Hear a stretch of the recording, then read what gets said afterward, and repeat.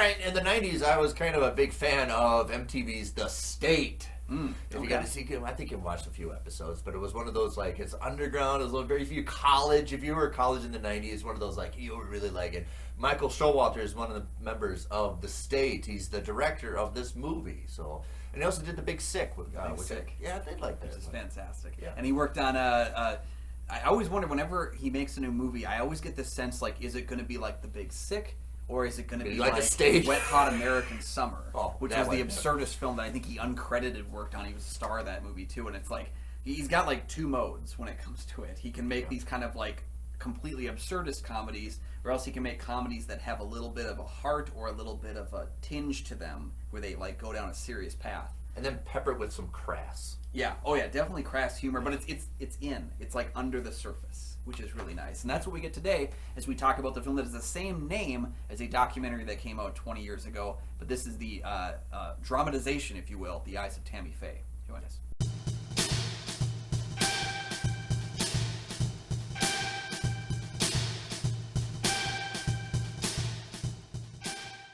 Welcome back to the show. I'm one of your hosts, Kyle Goethe from GoFilmReviews.com. I'm Nick from the St. Paul Filmcast. Thanks again for watching. Thanks for finding us. And for our loyal fans, thank you for continuing to support the show. You can follow the show on Twitter and on Instagram. We do have a Patreon. Hey, check that out for some great options that tell us what to do.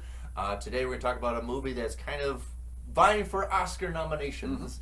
It's The Eyes of Tammy Faye. Yes. So The Eyes of Tammy Faye. Throughout the 70s and 80s, Tammy Faye and Jim Bakker rose to stardom to become the leading televangelists in America. But the couple we saw on our screens is not the same one behind the curtain. Told through the lens of loving but often disregarded Tammy Faye, we see the rise and fall of two of the most well-known figures in American religious pop culture. Okay, so I want to start out right away. This film is edited by Jo Markey. She did Star Trek Into Darkness, The Force Awakens.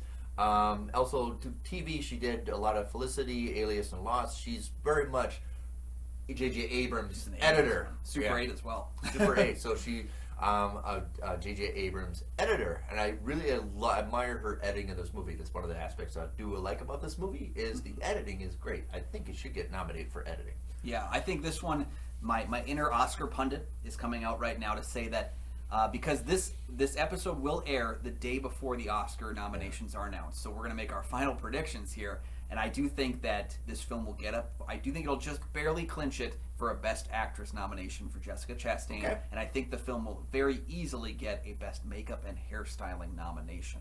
I don't know if it has a chance to win either, but definitely in those realms. Yeah, throw them a little crumbs, right? Yeah. This was a passion project for Jessica Chastain. Yeah, she's a producer. Worked on it for years, trying to get this film off the ground. Finally got it going with, as you said, Michael Showalter. So I went into this film not knowing what to expect, because he does deal with comedy more prevalently. Yes. And there's elements of satire to it, but it's also not as full-blown into satirical or into comedy as you might think. Yeah, I'm still kind of wavering if I really do enjoy this movie or not. I'm be known with some critics are overall and put it on their top 10 list. I'm not going to be one of those. I do have some faults with it. It's a little more flat. I don't know if I'm supposed to like these people, because I grew up in the 80s and the kids, I knew these people were grifters from the start. I don't know how many still. I don't think there's evolutionary change from my reactions to these people, because, right, this is a true story. Yep. And I already know what's going to happen. I don't know if I'm supposed to understand it. I already know where we're going to go with this, and it just seemed, I was kind of like, yeah, I know, we're going to go this way. So that's kind of deflating with me when I already know where we're going to go. See, and I knew enough about the story, but it was never something I really researched. Oh my God, all that much. We got hit over the head with the my knowledge of it was just the basic understanding of what happened with their television channel, and I also was very aware of the church lady sketch on SNL with Jim and Tammy Faye, where her makeup ran Victoria when she was Jackson crying and stuff. I remember that scene, like that was the one, and it's funny to see it actually depicted in the movie as they watch that scene unfold.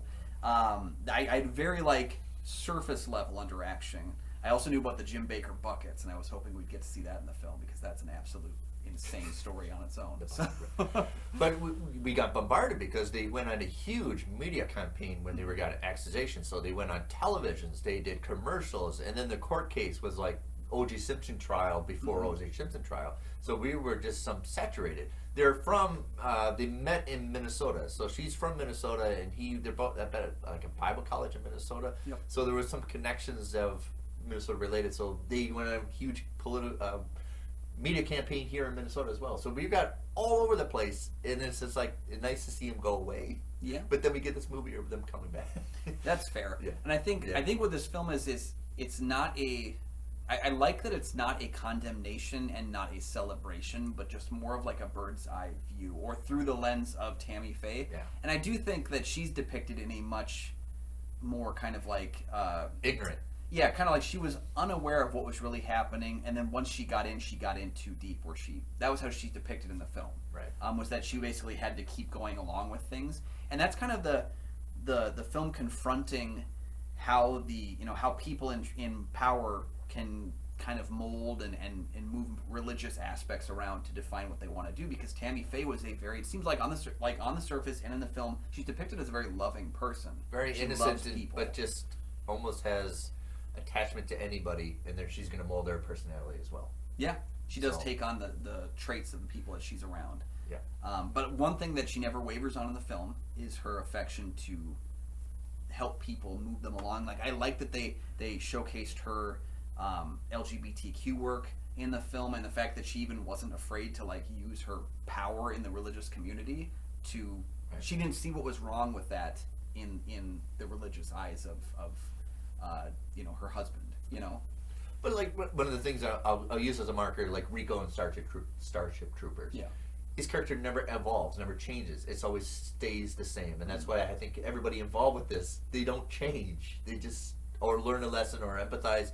They kind of just stay stagnant, even though everything is turmoil. That even though when they get caught, that they still, they don't even like, I'm sorry, I screwed up. They don't get that. Yeah. Yeah. Because no one wants to say they're sorry, because to admit guilt is to be guilty. Right. And I think the reason why this film is so powerful, and I get criticized for this a lot, of talking about classic or older stories in like today's time frame, but this film belongs now because it showcases snake oil salesmen who don't admit to when they're wrong. Well, he's still doing it, right? He's still- selling fake COVID stuff. Yeah, he's still on the news. He's growing a beard so he looks different, but he's still the same.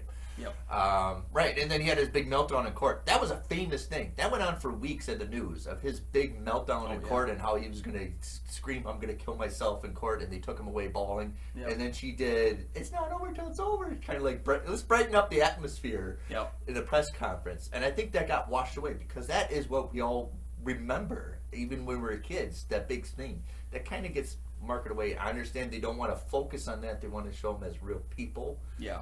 But that is what we all famous for. It's almost like showing the O.J. Simpson trial when you don't show the verdict. Yeah, it's like one thing that I think is that the film tends to showcase a lot of the early stuff, the building of it. Yeah. But this is a rise and fall film, and we should be seeing the fall taking place as well, so that we understand the full picture. One thing that happens in like another recent film, House of Gucci, is that there is very clearly a court case at the end of that movie that we don't see happen. We see an arrest and we see a verdict, and the court case would have been really great to see on screen. That's kind of the fall part of that film should have been shown. The fall part is so much jammed into the end of House of Gucci, and in this film, again, we kind of have truncated fall. Yeah. We need to see the fall so that the rise makes more sense. So there's some just like scripting issues. My main problem with this movie is the script ignores some things. It ignores a lot of Jim Baker's faults, because whether or not you're looking at him objectively, there are things that he did that you should have put in your movie that would paint him on his own however you want to see him, but they kind of don't show enough with Jim Baker for us to see him. So unless we're seeing him through Tammy Faye's eyes, then I don't know that it really depicts him right. If I had to, really is pulled away from me was the writing. Yeah. There's a lot of dialogue things and a lot of heavy exposition, but that's fine. I mean, I like Patty Chayefsky, and he's a heavy exposition, but it just doesn't flow very well. There's obviously a lot of awkward scenes of sex stuff, like him in the bathtub and then her affair, which if you took it out, I think you still have the same movie. It didn't really necessarily. I understand they're going to be naive to it, but it just doesn't really need to be played unless you really want to go after them and be vicious about it. But it just seemed like it didn't really fit very well. Unless you want to be crass, and Michael Showalter is that. See, I think that's what he's hinting at is the repression factor of like, but again, like maybe doesn't hit it all the way on the head. Like he hits that they're repressed and they're like, we can't do this because we're not married. And then the editing, like you said, was great. They show right over there, Mom, I got married. You know, like because we need to be able to get it on. Right. Yeah. And again, it happens when he talks about putting on a straight face, putting on a good face, and going to speak to the people. And then the editing smash cuts to him being taken out in handcuffs, and he's bawling like a little baby. Right. Like those are the moments where the editing makes up for some of the writing mishaps. In like I don't think that those things shouldn't have been in the movie. It's just that they could have been tiptoed around a little bit better. Navigate a little bit better with the writing if you want to interject that. Action, yeah, absolutely. Action. Mm-hmm. Because in their affair, it just seems so awkward. It just, why we get, and then she talks about his genitals. It just doesn't work. It's just so on the nose. It's just we can pull away from that kind of right. And show his affairs. He had multiple, but we really want to concentrate on her. Mm-hmm. If I say acting is phenomenal in this movie, even if I'm not really overall whimmed about the movie, it's not one of my top 10s, but I really think acting is phenomenal. Yeah. Andrew McCarthy's great. So the nice thing about Andrew Garfield too is that he also had a great year last year between Tick Tick Boom and spoiler alert, Spider-Man No Way Home. What?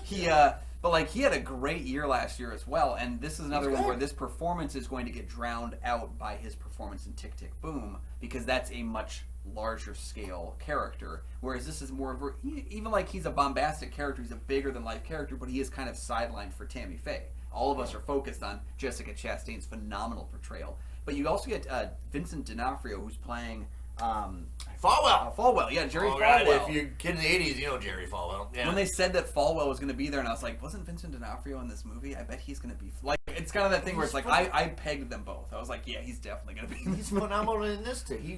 He sells it, man. Mm-hmm. And then we also get Cherry Jones, who like is a very unsung hero between movies like Signs, shows like 24, and like a number of other things that I'm forgetting.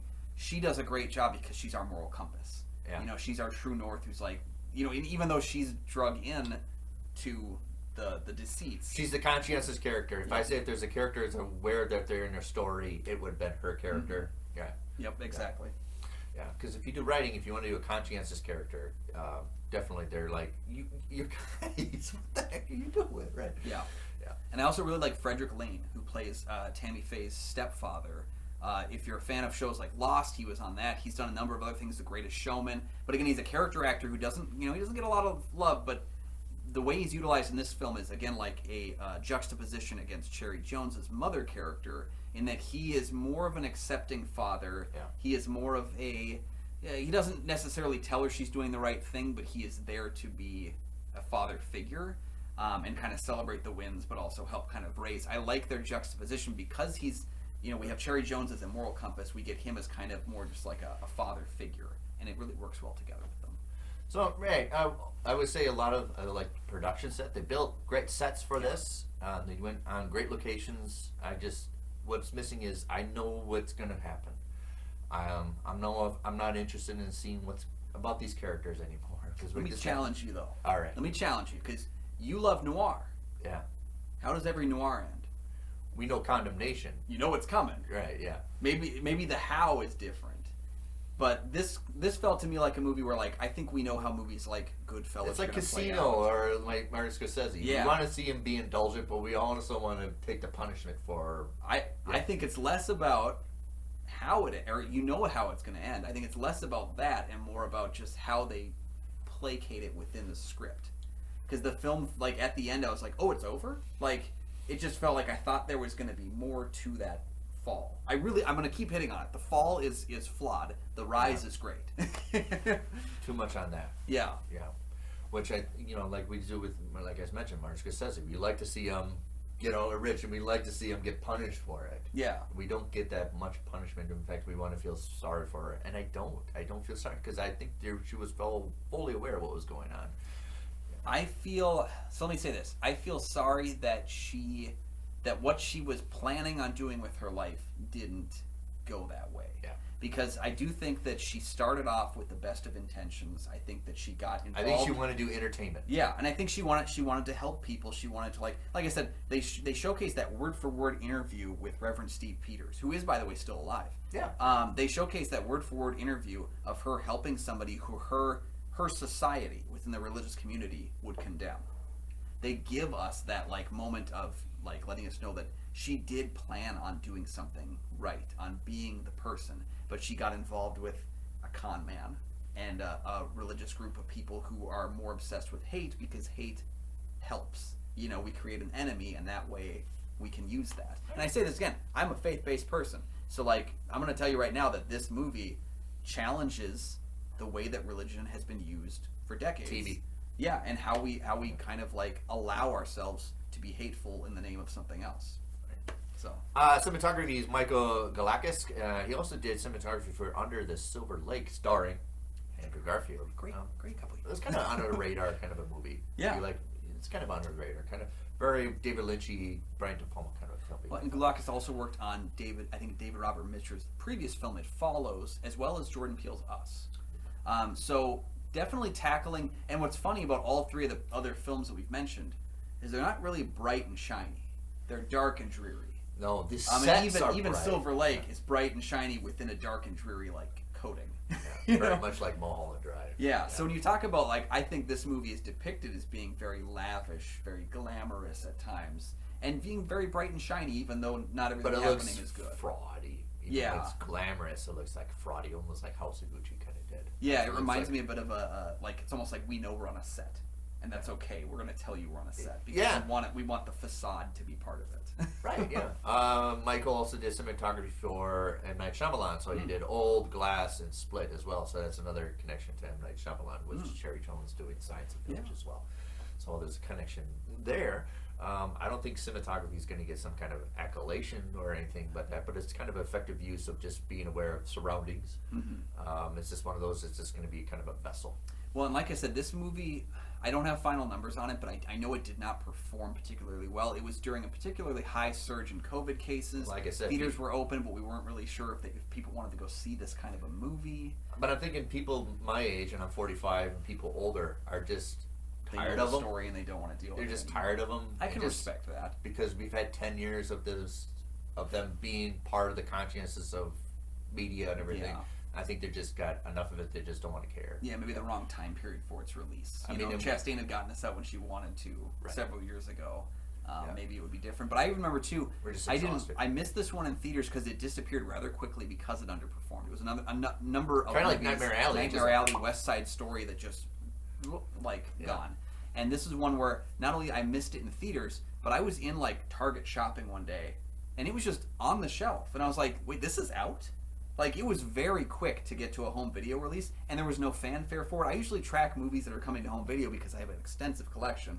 And, like, this was just out one day, and I was like, what? Like, it seems like this movie didn't perform particularly great, and so it seems like the studio is probably going to push all their money into Chastain and makeup and just get it at least some Oscar recognition, because that might create, a little bit more of a fervor. But this movie disappeared quick. And I don't think it's one of those movies that... I don't think it was bad. I think it's good. I rated it pretty high, in fact. I just think that the film is one where, like, it's got some things about it that don't work, but I'm just such a huge fan of the rise and fall of despicable people that I prefer... I like those movies a lot. So I'll put up with some of the faults. We both agree the overall challenge is the writing needs to be... This kind of seems a little too green. Yeah, because need a couple, 3 or 4 drafts to it. I'm very harsh on the writing of Jim Baker, and I don't think that's anything on Andrew Garfield. I think he is great in the movie. Again, he's overshadowed by how great Chastain is, but he is fantastic in the movie. I just don't think the writing is very good for him. No, there's nothing that just gives that punch. Yeah, and he is a larger than life character. So I think giving him some time to, I don't want to say shine in the role because he's a despicable person, but giving him some time to shine in the role would have helped a little bit. I think the writing around him, the writing around the fall of the film, and just some of the different kind of ways in which the editing had to save it, make it a more flawed film. But I really enjoyed it overall. And it's a miss for me. It's just... we're just exhausted. We don't really learn anything from them. I don't think the characters ever really change. I don't really learn more that I wanted to know. We already got bombarded with them. It's almost like going back to oh, jeez. So I think that's another thing of the subject matter too. I'm exhausted. We got him for 6 years being around the media. Yeah, we're just kind of want to go back to it. Oh, not really. Because I was going to watch it with my wife, and my wife's like, I don't want to, not them. So Well, that makes me excited to And I think announce that's that why Xbox is releasing a Eyes of Tammy Faye video game where you can play as them. No. Well, it'll be interesting to see if this, marinates for a while and gets a little more traction. Kick it out there and.